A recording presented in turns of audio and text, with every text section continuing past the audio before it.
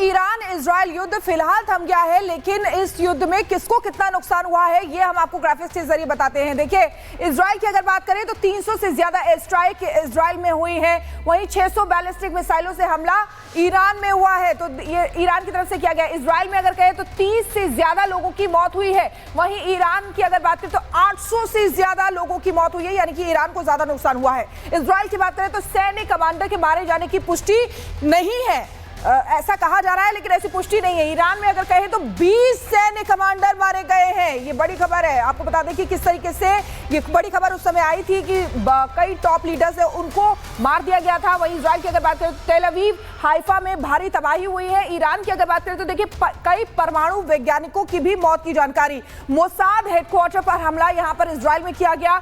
और वहीं ईरान की अगर बात करें तो देखिए परमाणु ठिकानों का बड़ा नुकसान हुआ है। अमेरिका ने B-2 बॉम्बर से बड़ा नुकसान किया है। इजराइल की अगर बात करें तो देखिए आयरन डोम कई हमले रोकने में नाकाम रहा है, इजराइल का आयरन डोम। और ईरान की अगर बात करें तो एयर डिफेंस सिस्टम कमजोर साबित हुआ है।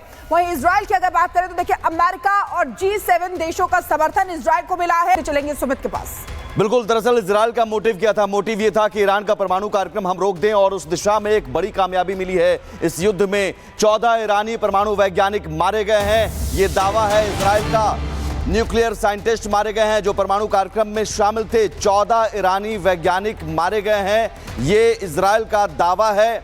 और यही वजह है कि इजराइल कह रहा है कि हमने पीछे धकेल दिया परमाणु कार्यक्रम जो ईरान का चल रहा था, उसे कई साल पीछे धकेल दिया है। न सिर्फ 14 परमाणु वैज्ञानिक मारे गए, बल्कि वो 3 परमाणु केंद्र भी तबाह हो गए।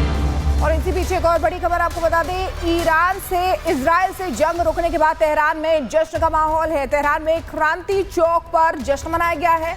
इजराइल पर जीत का जश्न मना रहे हैं ईरानी नागरिक, ऐसा कहा जा रहा है। ये देखिए तस्वीर आपके सामने, झंडे अपने हाथ में लेकर भारी संख्या में लोग सड़कों पर निकले हुए हैं, जश्न मना रहे हैं। तो ये देखिए तेहरान में क्रांति चौक है ये, जहां पर जश्न मनाया जा रहा है। तेहरान की ही तस्वीरें भी हमने आपको दिखाई थी, जहां पर भारी तबाही भी मची थी क्योंकि इजराइल लगातार अटैक कर रहा था। और जश्न में न सिर्फ आम लोग बल्कि कुद्स फोर्स का कमांडर भी दिखा है। 13 जून को इजरायली हमले में मारे जाने की थी खबर, लेकिन ईरानी जनरल इस्माइल कानी की मौत का दावा गलत साबित हो गया। और ये दावा गलत साबित करती हुई तस्वीर देखिए। इस तस्वीर में वो कमांडर, कुद्स फोर्स का कमांडर जश्न मनाता हुआ नजर आया, जिसके बारे में 13 जून को इजरायली हमले में मारे जाने की खबर थी, लेकिन जश्न मनाता हुआ नजर आया। तो ये दावा ईरानी कमांडर के मारे जाने का जो इजरायली दावा है वो गलत साबित होता हुआ नजर आ रहा है। और ये बहुत बड़ी खबर इस लिहाज से है। इन सब के बीच आकलन अब किया जा रहा है, युद्ध खत्म हो चुका है, लेकिन आकलन किया जा रहा है कि सीज फायर से मिडिल ईस्ट को क्या मिला। हवाई सेवाएं बहाल हो गई, चूंकि कतर पर जब हमला हुआ तो हवाई सेवाएं बाधित हो गई थी। कच्चे तेल के दाम स्थिर हो गए, 4% की बढ़ोतरी हो गई थी, लेकिन फिर गिरावट। शेयर बाजार में अब सुधार नजर आ रहा है। मानवाधिकार संगठनों ने राहत कार्य शुरू कर दिए हैं। कई लोगों की मौत हुई है, कई लोग घायल हुए हैं, कई लोग बेघर हुए हैं। तो अब इस लिहाज से मानवाधिकार संगठन आगे आए हैं और उन्होंने राहत कार्य शुरू कर दिया है। तो सीज फायर से मिडिल ईस्ट को क्या मिला? ये मिला राहत, शांति, और हवाई सेवाएं बहाल हो गई हैं। अगली बड़ी खबर शिखा बता रही है। बिल्कुल सुमित, देखिए बड़ी खबर ये आ रही है कि ऑपरेशन सिंधु भारतीय सरकार की तरफ से चलाया जा रहा है और कई भारतीय वापस आ चुके हैं। इजराइल और ईरान से 282 भारतीय वापस लौटे हैं, जो अभी जानकारी मिल रही है, अपडेट मिला है। ऑपरेशन सिंधु के तहत दिल्ली लौटे हैं 282 भारतीय।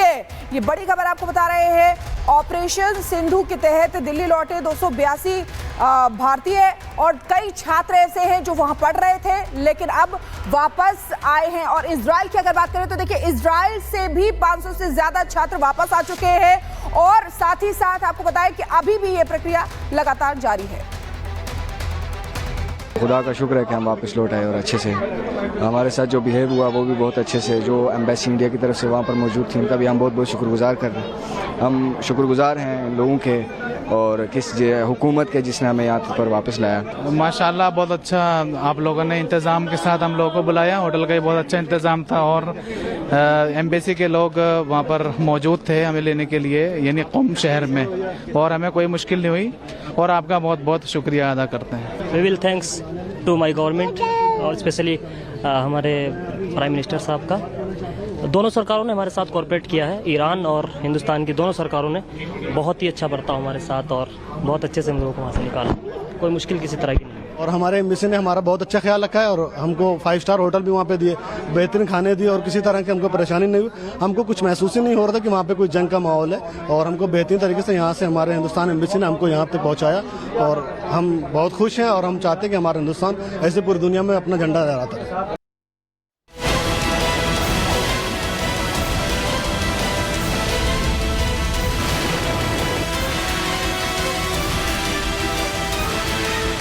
रूस यूक्रेन का युद्ध कब खत्म होगा? अब ये सवाल उठने लगे हैं, फिजाओं में गूंजने लगे हैं कि कब तक रूस यूक्रेन के बीच शोले बरसते रहेंगे। जब से इजराइल और ईरान के बीच सीज़फायर घोषणा हुई है, तब से रूस और यूक्रेन के बीच युद्ध विराम की उम्मीदें जाग गई हैं। नीदरलैंड के द हेग शहर में नाटो का सम्मेलन होने जा रहा है। इस बार की बैठक को नाटो के इतिहास की सबसे अहम बैठकों में माना जा रहा है, क्योंकि नाटो सम्मेलन ऐसे समय हो रहा है जब इजराइल ईरान के बीच युद्ध विराम हो चुका है, जबकि रूस यूक्रेन में युद्ध जारी है।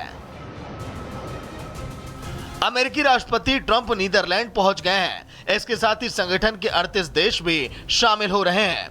इतना ही नहीं, सम्मेलन में यूक्रेन के राष्ट्रपति जेलेंस्की को भी न्योता भेजा गया है। ऐसे में उम्मीद जताई जा रही है कि ट्रंप और जेलेंस्की के बीच मुलाकात होगी और इस मुलाकात के दौरान युद्ध विराम पर चर्चा होगी।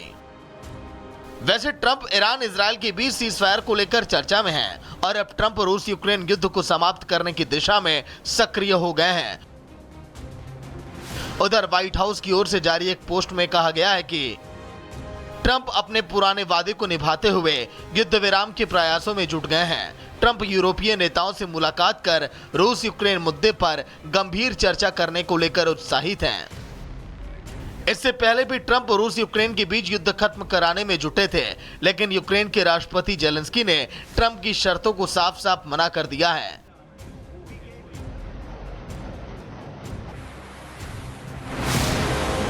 लेकिन इस बार ट्रंप रूस यूक्रेन के बीच सीज़फायर को लेकर कमर कस चुके हैं। दरअसल ट्रंप की नजर युद्ध रुकवाने में नहीं, बल्कि उनकी नजर नोबेल प्राइज पर टिकी है। लेकिन सवाल ये है, क्या इस बार भी रूस यूक्रेन ट्रंप की बात मानेंगे?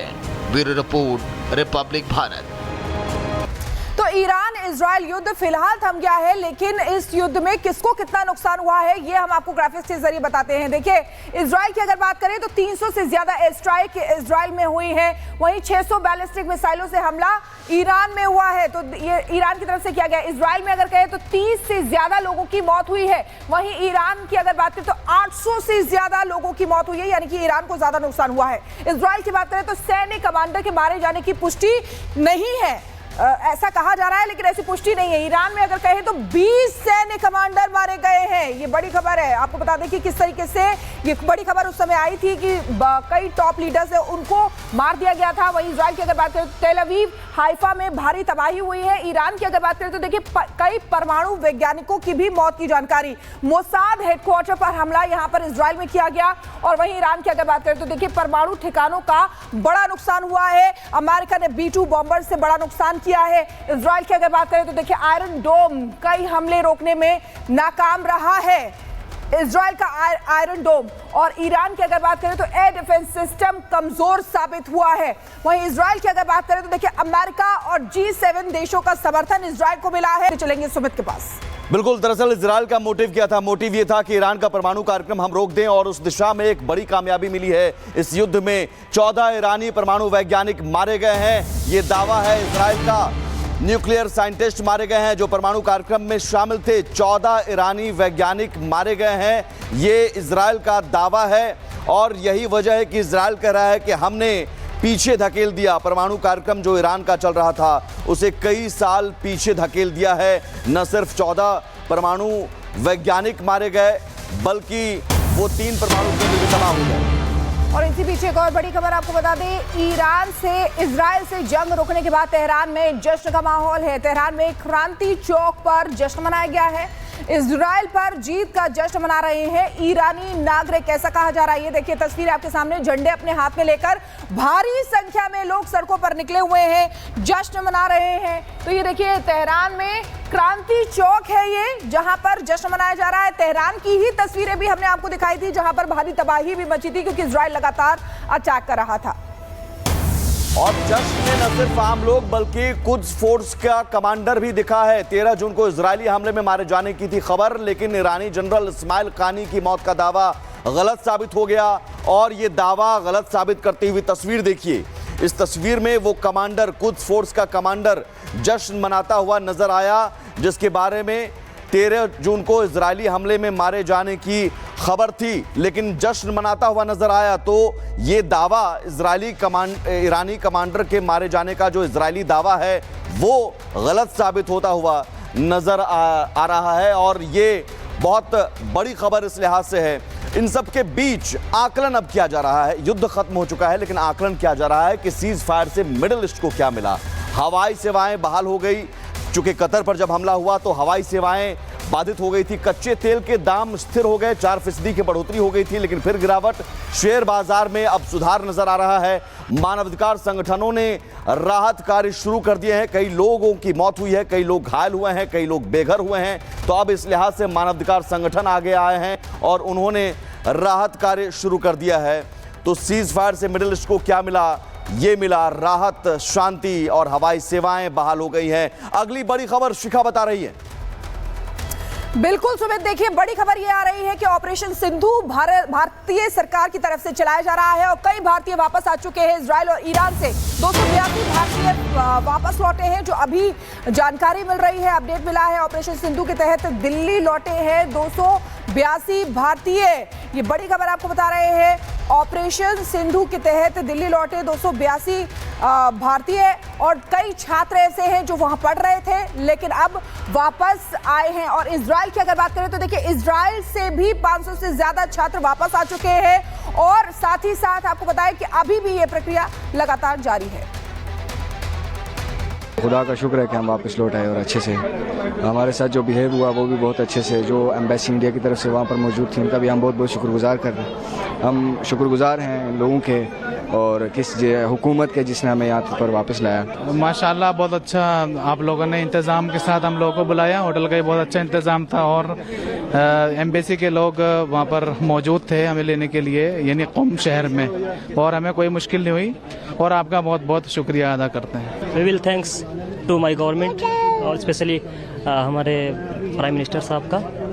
दोनों सरकारों ने हमारे साथ कोऑपरेट किया है। ईरान और हिंदुस्तान की दोनों सरकारों ने बहुत ही अच्छा बर्ताव हमारे साथ और बहुत अच्छे से हम लोगों को वहाँ से निकाला।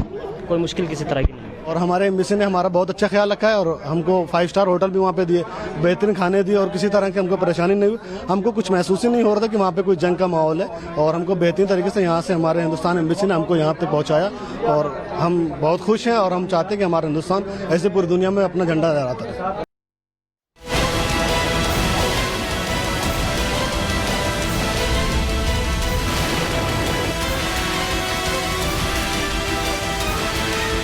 रूस यूक्रेन का युद्ध कब खत्म होगा? अब ये सवाल उठने लगे हैं, फिजाओं में गूंजने लगे हैं कि कब तक रूस यूक्रेन के बीच शोले बरसते रहेंगे। जब से इजराइल और ईरान के बीच सीज़फायर घोषणा हुई है तब से रूस और यूक्रेन के बीच युद्ध विराम की उम्मीदें जाग गई हैं। नीदरलैंड के द हेग शहर में नाटो का सम्मेलन होने जा रहा है। इस बार की बैठक को नाटो के इतिहास की सबसे अहम बैठकों में माना जा रहा है, क्योंकि नाटो सम्मेलन ऐसे समय हो रहा है जब इजराइल ईरान के बीच युद्ध विराम हो चुका है, जबकि रूस यूक्रेन में युद्ध जारी है। अमेरिकी राष्ट्रपति ट्रंप नीदरलैंड पहुंच गए हैं। इसके साथ ही संगठन के 38 देश भी शामिल हो रहे हैं। इतना ही नहीं, सम्मेलन में यूक्रेन के राष्ट्रपति जेलेंस्की को भी न्योता भेजा गया है। ऐसे में उम्मीद जताई जा रही है कि ट्रंप और जेलेंस्की के बीच मुलाकात होगी और इस मुलाकात के दौरान युद्ध विराम पर चर्चा होगी। वैसे ट्रंप ईरान इजराइल के बीच सीज़फायर को लेकर चर्चा में हैं और अब ट्रंप रूस यूक्रेन युद्ध को समाप्त करने की दिशा में सक्रिय हो गए हैं। उधर व्हाइट हाउस की ओर से जारी एक पोस्ट में कहा गया है कि ट्रंप अपने पुराने वादे को निभाते हुए युद्ध विराम के प्रयासों में जुट गए हैं। ट्रंप यूरोपीय नेताओं से मुलाकात कर रूस यूक्रेन मुद्दे पर गंभीर चर्चा करने को लेकर उत्साहित हैं। इससे पहले भी ट्रंप रूस यूक्रेन के बीच युद्ध खत्म कराने में जुटे थे, लेकिन यूक्रेन के राष्ट्रपति जेलेंस्की ने ट्रंप की शर्तों को साफ साफ मना कर दिया है।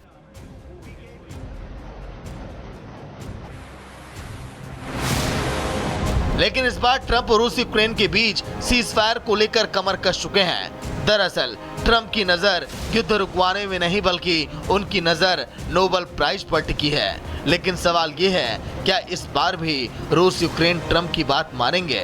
Bureau report, Republic Bharat.